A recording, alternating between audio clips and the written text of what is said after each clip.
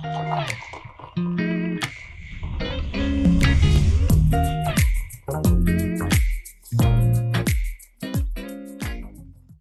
afternoon, everyone, and welcome to Theoretical Tea and Company.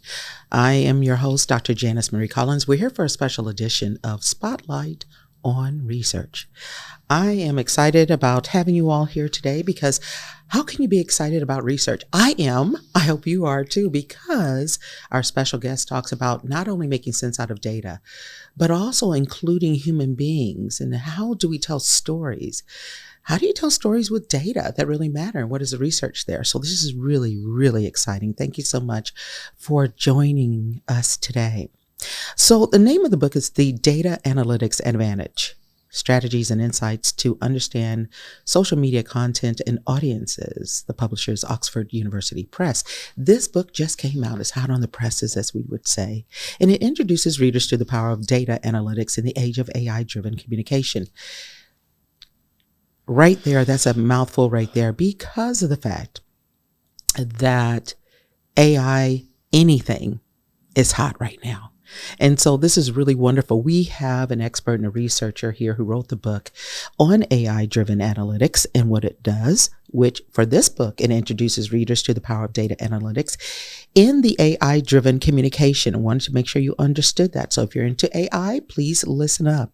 Using the DAV framework, which stands for Discovery, Analysis, and Visualization, the book equips you with the skills to gather, interpret, and present data in ways that inform decision-making, uncover audience insights, and tell persuasive stories.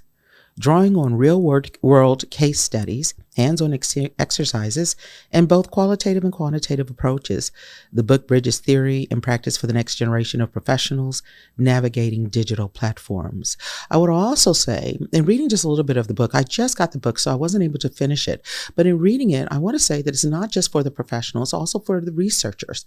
It's also for individuals that you may be starting off and using data, and how do you tell stories with data. I think this is a good grounding for you when you read this book, and understanding as you progress, the book stays with you and the information stays with you. So speaking of which, let me get back to my guest here now. It's time for me to introduce my guest who can tell us a little bit more about the book better than I can. Dr. Lake Khan is an associate professor in the School of Media Arts and Studies at Ohio University and the founding director of the Social Media Analytics Research Team, better known as the Smart Lab. I love that. The Smart Lab, right? You feel even smarter just saying it. Is wonderful. His research examines social media analytics, audience engagement, digital inequality, and AI-driven communication. An educator and consultant with international experience, Dr. Khan also serves as chief editor at Oxford University Press's Social Media in Society and Culture Intersection series. This is his latest book, The Data Analytics Advantage. And what it does, it offers you all a practical framework to help students and professionals and researchers and experts leverage in data analytics for meaningful communication and for business outcomes, which entrepreneurship is huge. Business outcomes is really important. I want to welcome Dr. Khan. Welcome to Theoretical Tea and Company, Dr. Khan. Thank you very much, Dr. Collins. It's a pleasure being here today. The pleasure is mine. I want to first start off. I want to tell you, when you say data driven. Okay, I'm so driven by data that it can be overwhelming. So let me ask you, if you will, tell us what the big picture is about this book. Sure. So first of all, data is all around us. We live in an age where we talk about concepts such as information overload, data overload. We're dealing with practically a deluge of data. Mm-hmm. So when we are looking at social platforms, for example, audiences, the social media use is very pervasive. Audiences are on generating tons of data. And it was very important to understand that data so that we can make better decisions and at a practical level, have a much better life. So businesses, organizations, individuals, all are touched by data. And it is very imperative that we make sense of this data so that we can improve our outcomes. That's very good. And so that's really, really important. So when you're talking about your purpose, and if you haven't received your book yet, I want to give you a great shot of this book here. It's really wonderful. Is that what inspired you to write the book? Why? It's one thing to do the research on data. It's another thing to say, okay, I'm going to take everything that we know, everything we should know, and put it in a book. What inspired you to actually put this book together? Okay, the inspiration is multifaceted. Okay. And I'll start with my days when I founded the SMART Lab, or the Social Media Analytics Research Team Lab. And I was also the person who was assigned to teach a course in social media analytics. In fact, I developed that course from the scratch. Having done consulting over the years and teaching at different universities in about 6 countries, I came to a realization that when we are in the business domain or the communication or sociology or education, no matter which discipline we are working in, there is this understanding, first of all, that data is overwhelming, and it could be very true. It can be overwhelming. But my task was that I wanted to make it easier for our audiences, our students, to understand. And I'll start with a small example. I consulted for various small businesses and medium-sized enterprises, and I came to a realization that they had data. They had data that was constantly generated through their social platforms and within their organizations, but they weren't really utilizing it to its maximum potential. So instead of relying on intuition, what we need is relying on numbers so that we can make better decisions and informed decisions. When data is converted into decisions, it has to be converted into impact. And that requires ethical responsibility, that requires data literacy, and that requires asking the right questions. All these things combine to make a successful organization. And I thought and realized through my experiences and my interactions with different stakeholders that there was a real gap in the understanding of what data can do for them. That was one of the motivations for coming up with this from a consulting perspective. At the student side, there wasn't a textbook that would combine these different diverse disciplines.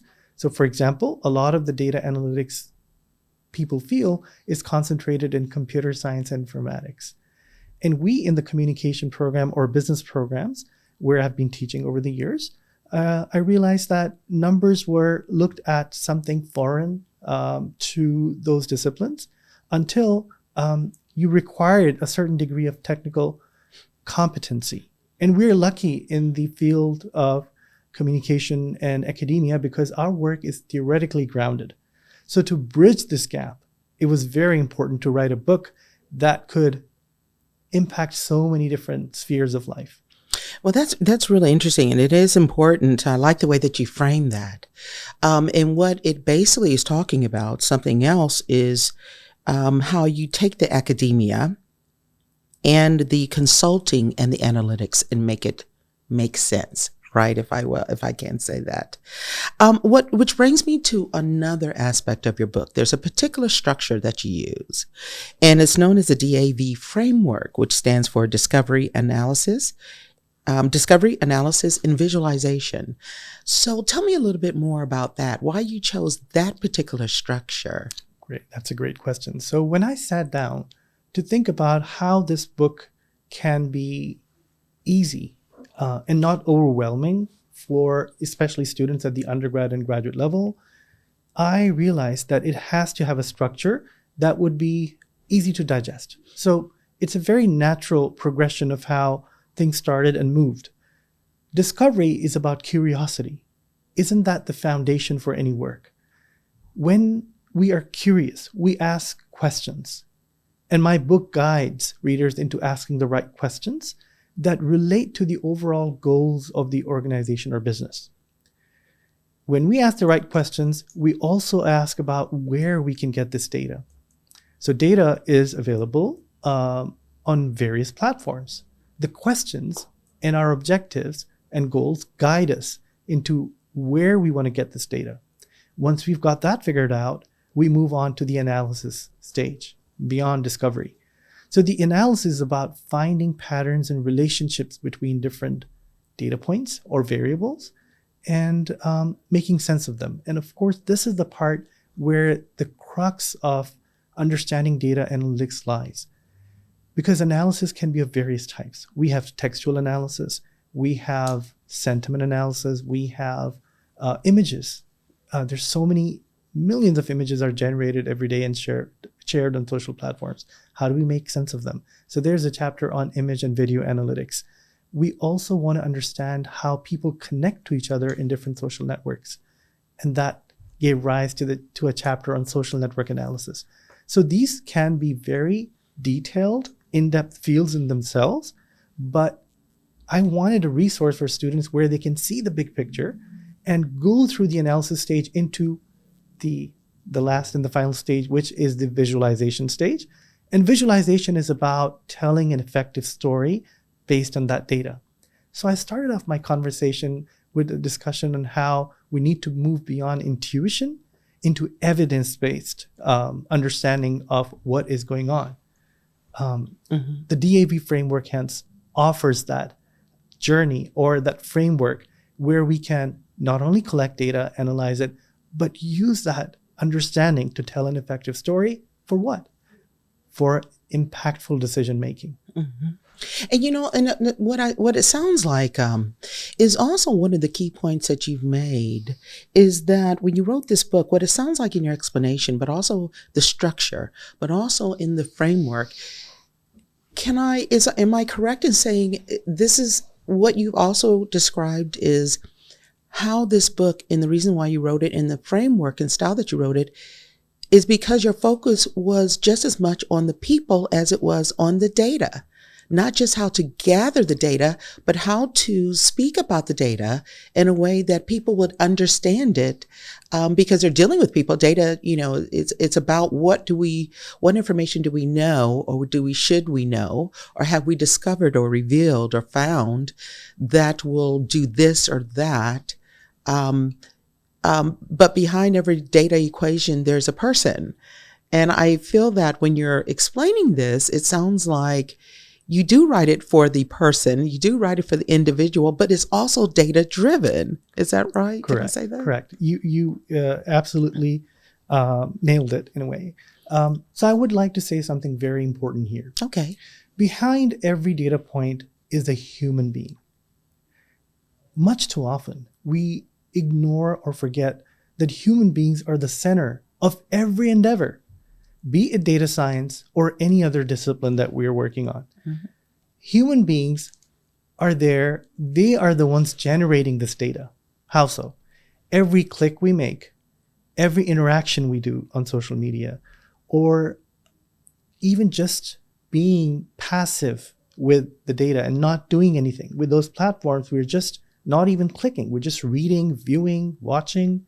That is also generating data.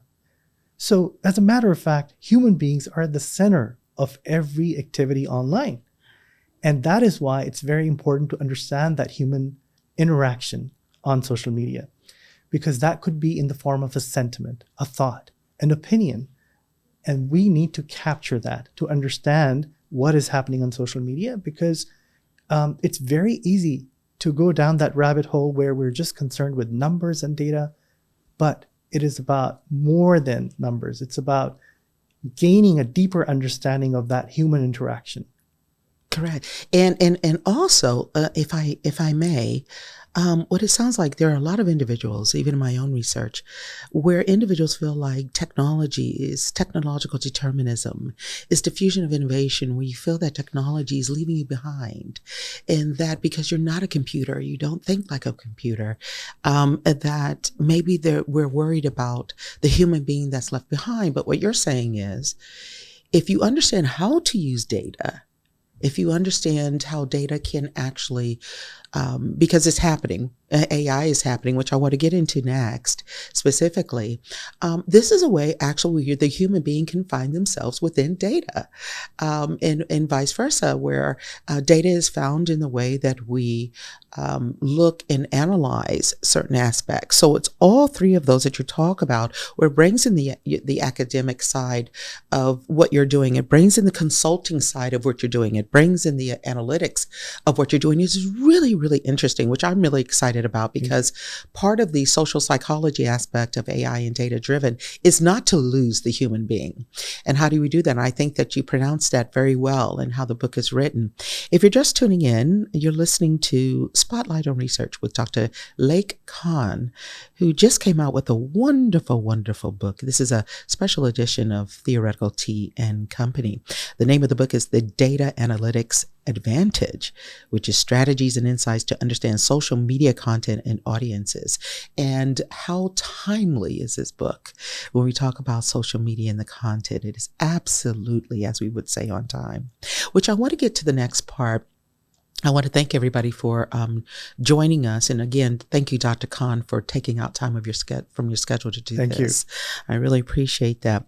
So let me ask you this. I had another question. So how has the explosion of AI tools changed how we collect, interpret, and visualize data? And by that, because you've already kind of touched on that, but I want to go one more step further. The step I want to go to next is, are we becoming, because of this, are we becoming more insightful or more dependent on machines? Let me ask you that. Okay, that's a question that requires a lot of time, but I'll try to sum it up in as little time as possible. Okay. So AI is the next biggest digital disruption. It is already, it has already caused a lot of fear around the world, where people are concerned about their jobs and employment. How is it going to impact their work? So as a matter of fact, AI has created that disruption in positive and negative ways. Okay. So I'll start with the positives. Firstly, when we look at data analytics, it has made data collection, data analysis, visualization much, much faster. So it can be considered that we risk treating the data for human beings as just abstractions. That is not what we want to risk it. So while AI has made life easier for us, I consider it as a collaborator instead of something that's going to take our place. What I mean by collaborator is that it can also be viewed as an assistive technology. So let's go back in time when we had the latest search engines come up. So when Google was there, I still remember the time of AltaVista when we had that as a browser. Sure. It was exciting. It was a major disruption. We were concerned what's going to happen next. But in a way, it made life better for us. Faster searches, lots of convenience. In a similar manner, AI is also making our lives easier, like I said, but on the downside, it can make everything very simple. And by that, I mean that we need to have deeper insights. As human beings, we need to have empathy. All this work needs to be grounded in ethical frameworks.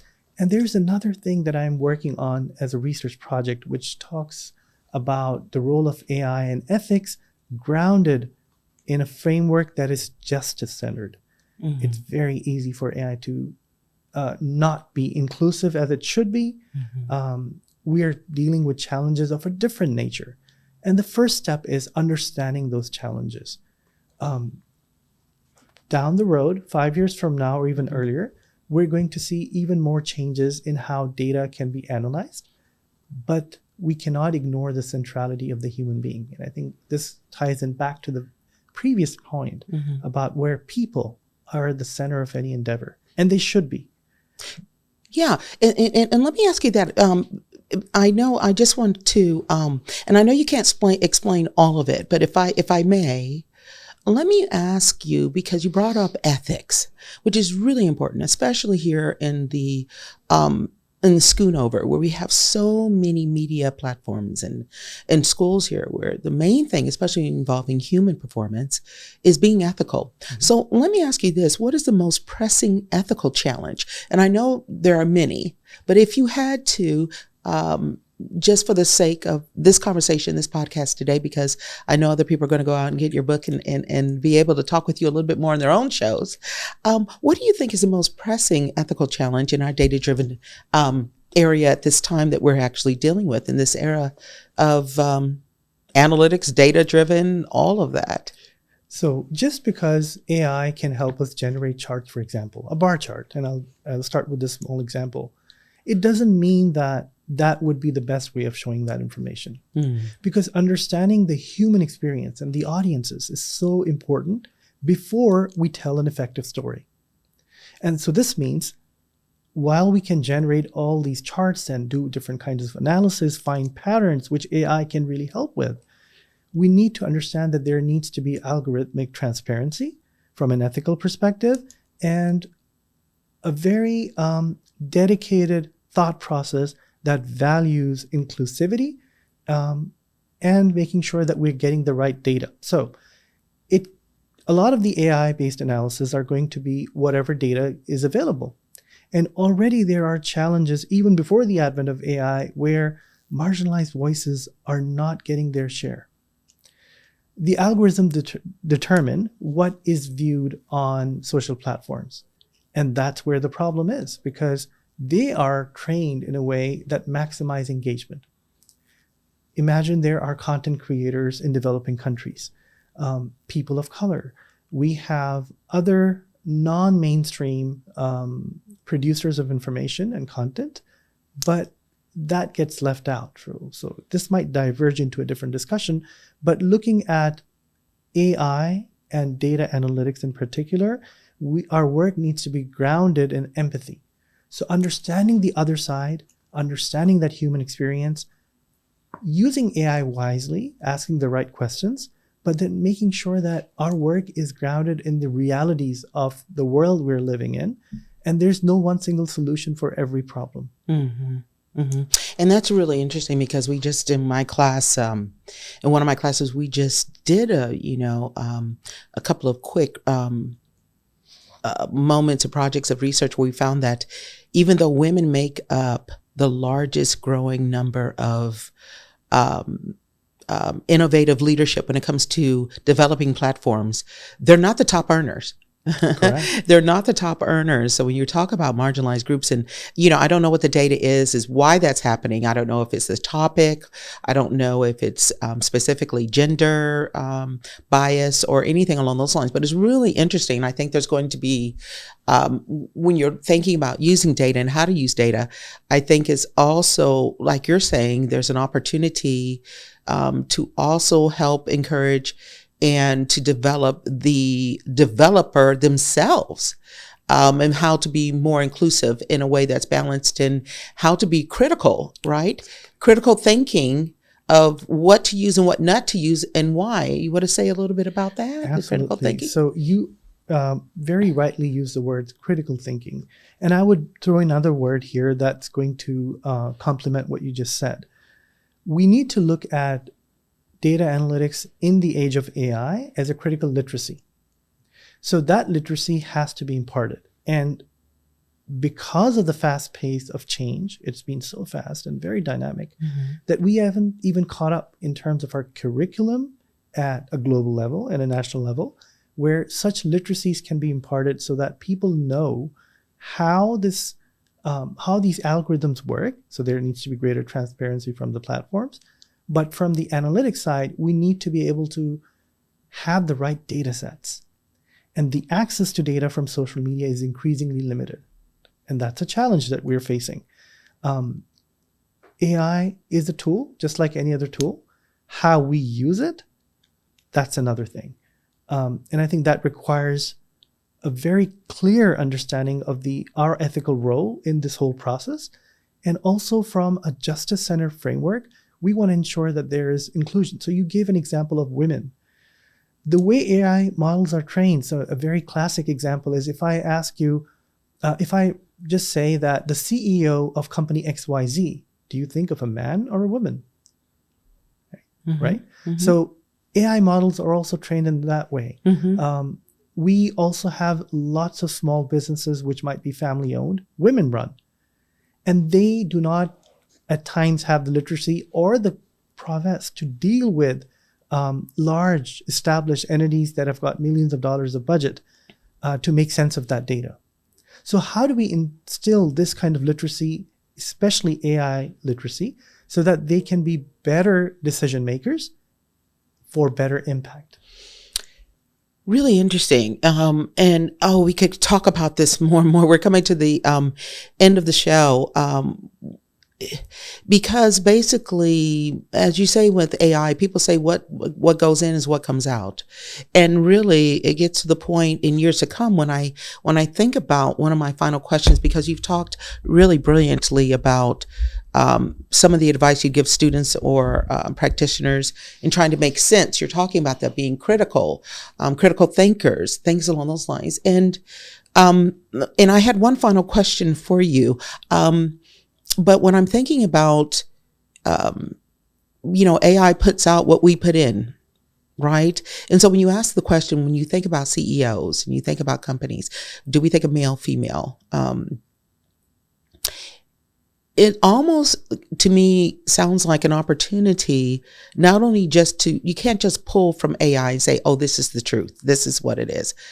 It also still has an opportunity for the human being to critique, investigate, discover, explore, research whether what AI is saying is true. Exactly. So that's a critical part of that, where it's actually, we look at it, a lot of people say, I'm developing AI to think like me or to do this. But I think what I'm hearing from you, and I have to finish the book, but what I'm hearing from you is not necessarily just to give all that up and say, I'm going to have AI think like a human being. And no, it's like an assistant, if you will, not a replacement, if you will, of the human mind, the human cognitive acumen that would be able to say, I like this AI, how it's being trained, but I still have power and ownership over the information that I disseminate to the world.